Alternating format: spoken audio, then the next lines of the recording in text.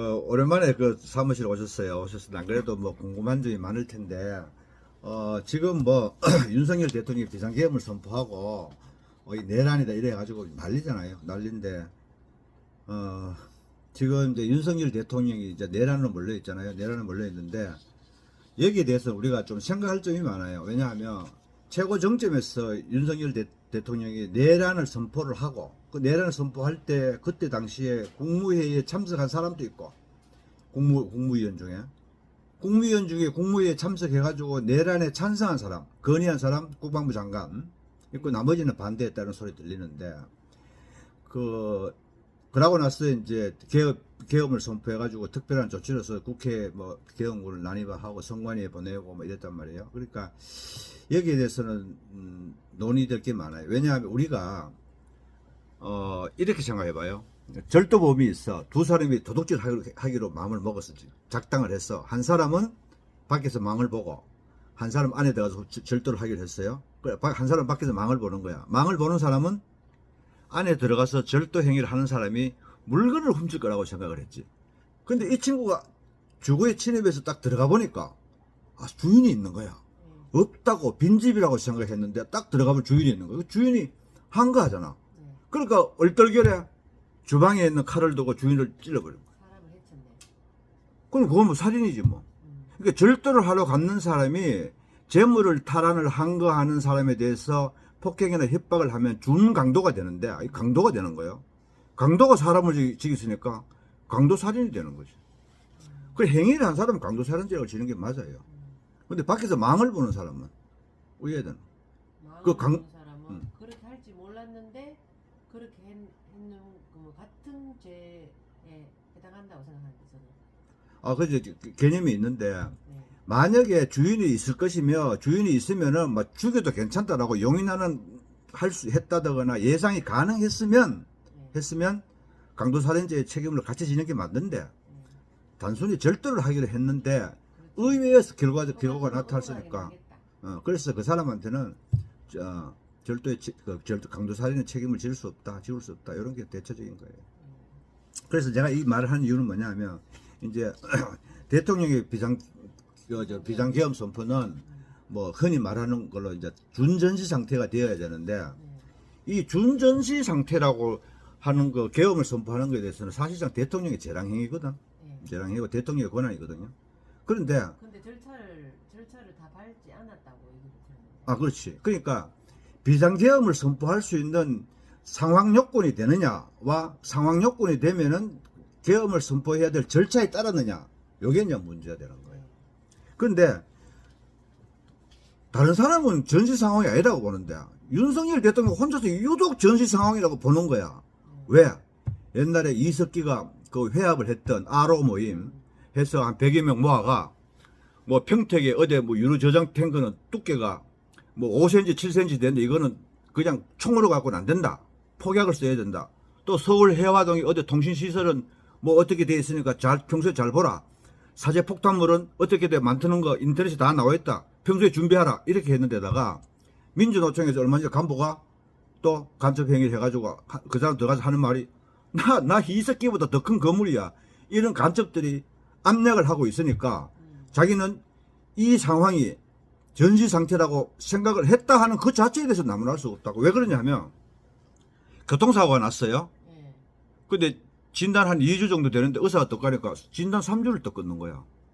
근데 의사한테 당신 왜 이게 진단 3주야? 무슨 근거로? 그러니까 나는 내가 의사의 양심으로서 소양으로서 보니까 진단이 한 3주, 한 3주 정도는 치료를 해야 되겠더라고. 그러니까 내가 3주 진단 끊었어. 그건 누가 나무래요? 못 나무래지. 자, 부동산에 경매가 들어갔어. 감정을 했어. 감정평가사가, 전문가가. 감정이 5억을 더 했어. 아니, 그게 지금 시세가 4억 5천 줘도 안 팔리는데 무슨 근거로 5억이라고 감정을 평가를 했네라고 물으면 누가 그것을 탓할 수가 있냐고. 그것을 판단 여지설이라고 그러기도 하고 재량행위라고 하는데, 대통령의 비상계엄 선포행위는 통치행위이기 때문에 사법심사의 대상이 안 된다. 그래서 오늘 보니까 또 이제 그 서정국 TV에서 서정국 그 변호사가 뭐 정치의 잣대를 치우고 법의 잣대로 판단해라 하는데, 이런 대통령의 비상계엄 선포 행위는 통치 행위이기 때문에 사법심사의 대상이 안 되는 것은 맞는데 그렇다고 해서 무한정 사법심사의 대상이 안 되는 건 아니다. 왜냐하면 지금 언론 보도하는 바에 의하면 윤석열 대통령은 비상계엄을 선포를 해가지고 요것을 기화로 해가지고 국회에 난입을 해서 요인들을 체포하고 해서 국헌을 문란하게 할 목적을 가지고 처음부터 시작을 했기 때문에 비상계엄이라 하는 그 선포는 정당한 행위가 아니고 국헌을 문란하게 하는 하나의 수단에 불과할 뿐이다. 그러니까 내란이다 이 말이죠. 그래서 이제 윤석열 대통령의 행위는 비상계엄을 선포한 시점으로부터 시작해서 끝날 때까지의 전체적인 행위를 하나 일관해서 봐야 된다. 그러니까 상황요건도 재량행위이고 통치행위라서 비교적 사법심사의 대상이 안 된다고 하지만 이 경우에는 국회에 난입하는 것으로 봐서 이거는 내한제 책임을 질 가능성이 99.9999%다. 예? 그래 봐. 그래서 지금 탄핵 소추안을 또 낸다는 거지. 또 했는데 저번에 탄핵 소추안 해가지고 국회에 모여가지고 또 다 해가지고 표결을 했잖아요. 부결되지. 부결됐잖아요. 그런데 또 할 수 있다는 게 계속적으로 계속적으로 이제 민주당에서 한다는 거죠. 그것도 내가 설명을 해드릴게요. 그러니까 이제 비상계엄을 선포를 할 때 우리 헌법의 그 비상계엄에 관한 변청 과정을 보면 재헌헌법 당시에는 그런 규정이 없었는데 그 후에 개정을 통해 가지고 국회 제적위원 과반수가 해제를 요구하면 해제해야 된다는 규정이 1962년도 헌법부터가 나왔고 비상계엄을 선포를 하면 지금 현행 헌법은 법률이 정하는 바에 의하여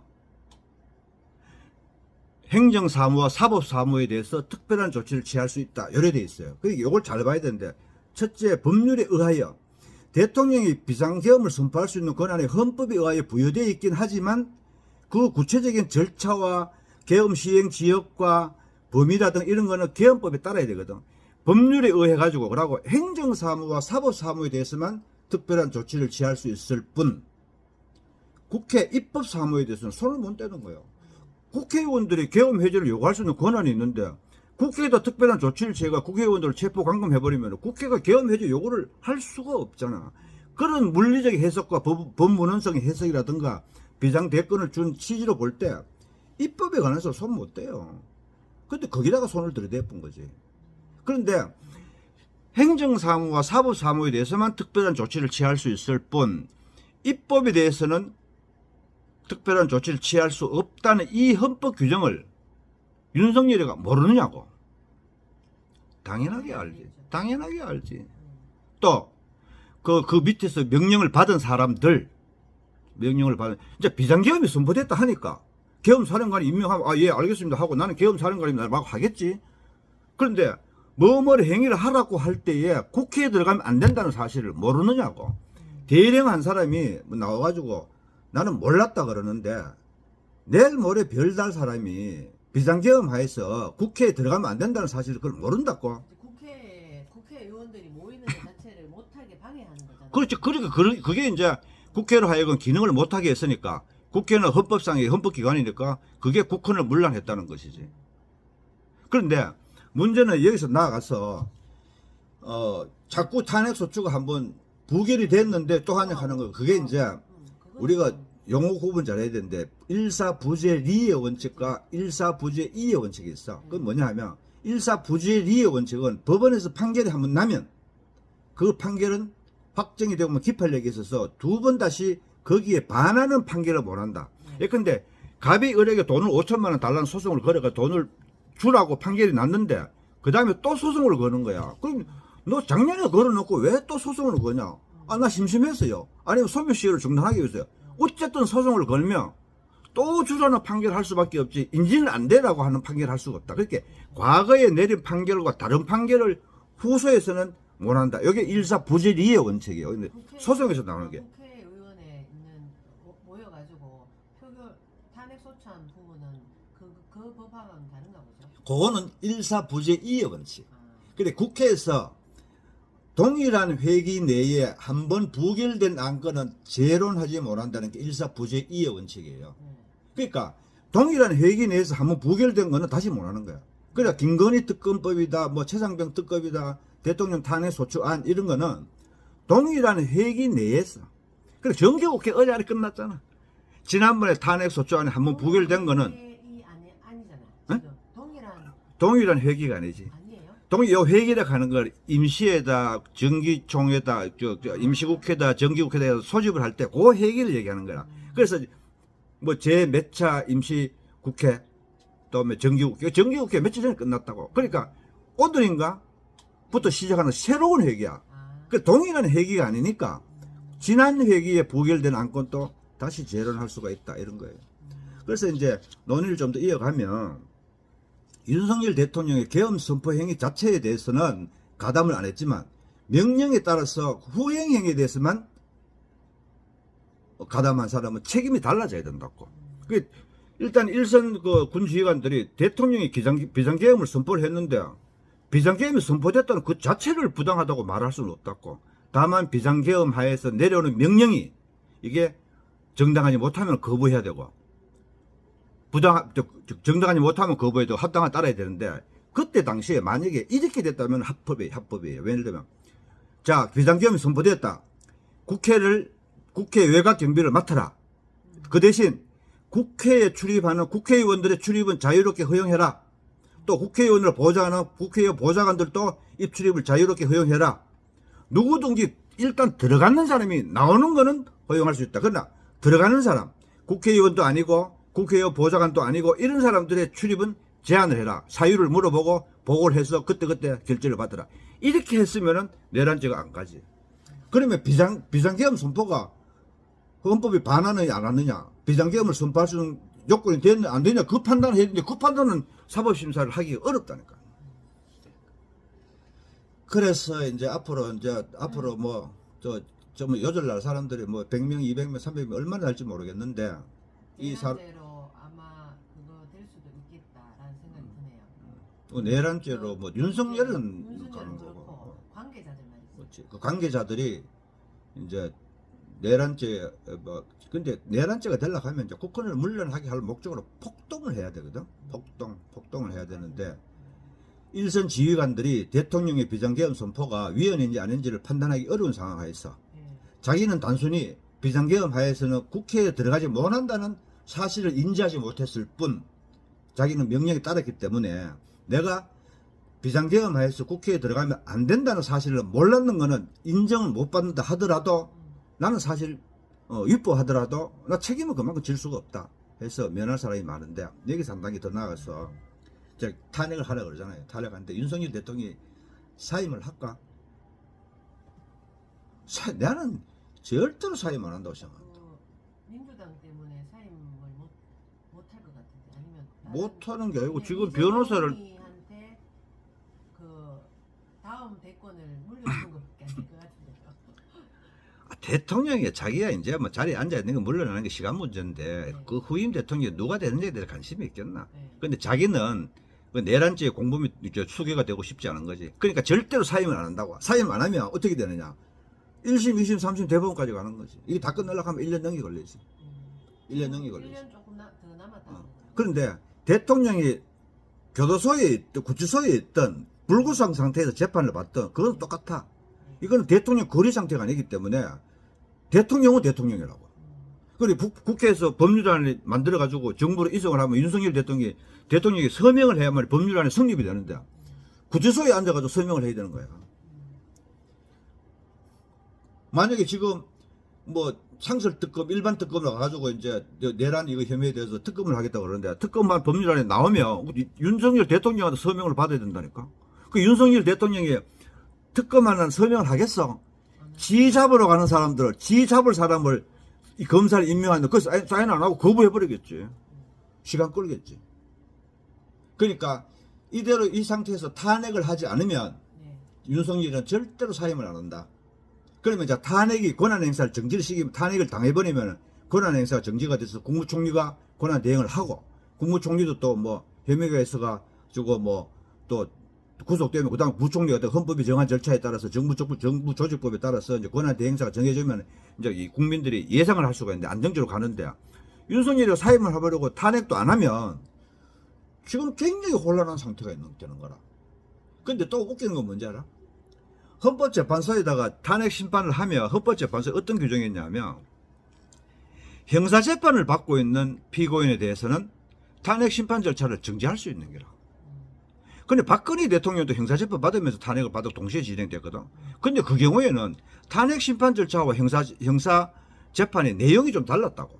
근데 윤석열이는 딱 내란죄로 형사재판을 받고 있고 내란 때문에 탄핵을 당했으니까 동일한 사건이라고. 그러니까 헌법재판소에서는 내란 형사재판이 끝날 때까지 탄핵 심판 절차를 정지할 수 있거든. 정지하겠다 이렇게 뭐 할 말이 없는 거라. 왜?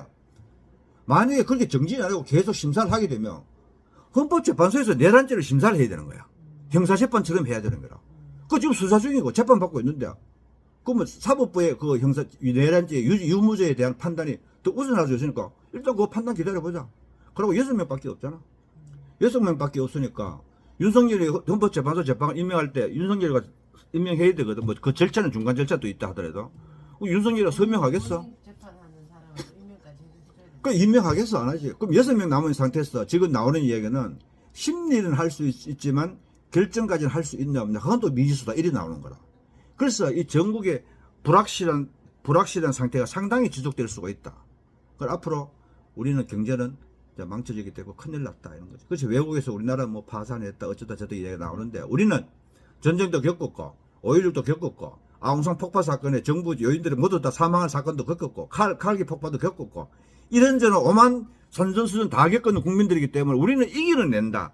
이겨내는 과정에서 경제가 힘들고 국민이 힘들고 공론이 분열되고 이걸 어떻게 극복할 것이냐. 그게 문제다.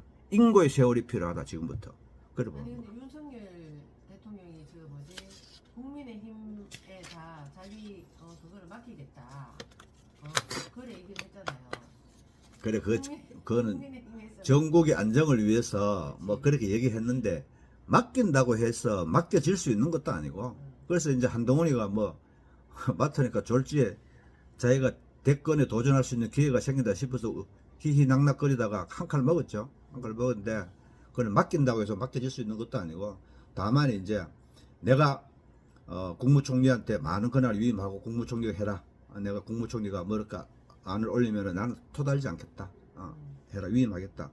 그렇다고 해서 정당이 위임할 수는 없죠. 그 대신 그거는 이제 국무총리하고 한동훈 대표 협의를 해서 당정 협의를 통해서 잘 해나가기를 바란다라는 취지로 이해를 해야지 한동훈이한테 위임을 했다. 뭐 그거는 말도 안 되는 얘기예요. 그래 어쨌든 우리나라는 상당히 곤욕을 치하게 됐다. 어렵다. 윤석열이는 절대로 사임하지 않을 것이다. 사임하지 않을 것이고 만약에 탄핵도 되지 않는다면 국정 혼란 상태는 상당히 오래 갈 수 있다. 이런 얘기죠. 결국 죽어나는 건 국민이다. 이런 얘기죠.